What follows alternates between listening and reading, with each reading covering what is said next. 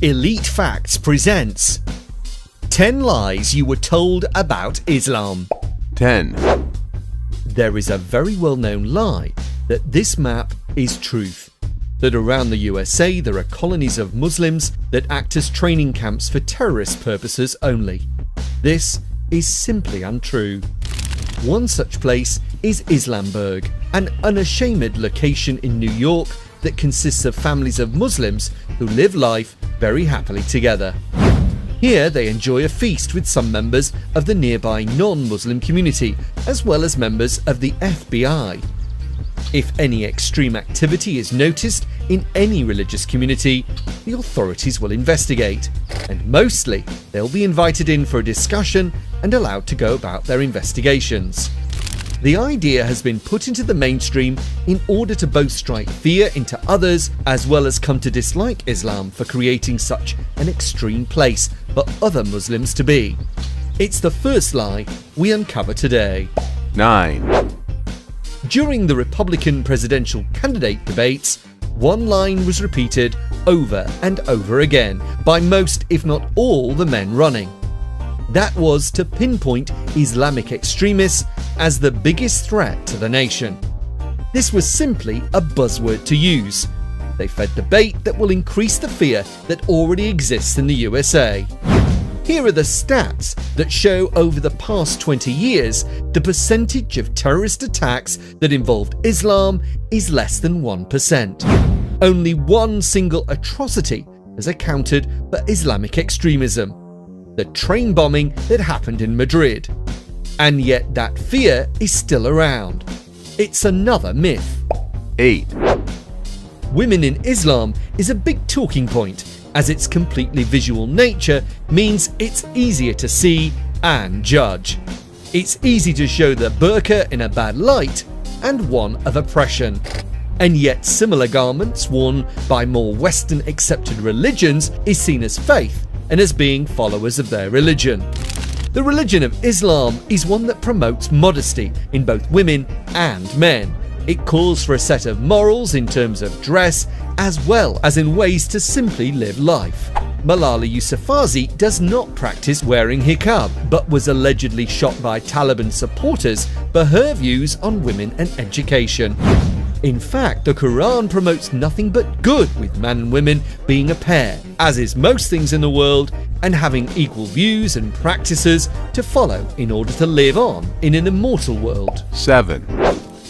Possibly the most famous myths surrounding Islam is that they have a deep-rooted hatred of the West, that everything it stands for goes against what they believe and study in the Quran. This is usually backed up with polls taken from Middle Eastern and Asian countries, where they are asked what they believe good about the West, and they reply, nothing. And yet these polls are built to mislead, with tiny percentages actually making these claims, and the majority of people believe that the West's advances in medicines, technologies and personal freedoms to be something emulated in their own countries. 6. Recently, a group purporting to be aligned with Islam, who has gained mass media traction, is the so-called ISIS group. This is a band of Islamic extremists using the religion as a front. Why would they do that? The answer is simple. They want people to hate Islam, so disillusioned followers will flock to them. If people are brainwashed to hate Islam, they will eventually take out that frustration on Muslims, which will lead them into the arms of groups like ISIS. Why does a group like this using religion cause uproar? When other religious sects use other religious signs and symbols for their own agendas, not unlike those of the symbols of Christianity. For example, see here the Ku Klux Klan using a symbol as their own totem. 5. The horrific attacks in Paris 2015, where a group of music lovers were attacked by a group of murderers, was nothing to do with the religion of Islam. It was done using their name as a front to create more hatred for their own personal gains. The atrocity was made worse when prolific scaremongers Fox News claimed that certain areas of Paris had become no-go areas for non-Muslims after the attacks, as more and more people supported the killers' actions that night. It was nonsense, and the mayor of Paris is contemplating legal action against them now. 4. Presidential candidate Donald Trump, superb motormouth and teller of lies and propaganda, claimed that he witnessed thousands of Muslims celebrating the collapse of the Twin Towers in New Jersey on September the 11th. It is, of course, absolute rubbish. It is so far from the truth that many Muslims had to show themselves to support the country they were part of, and they felt the pain of the atrocities that occurred. 3.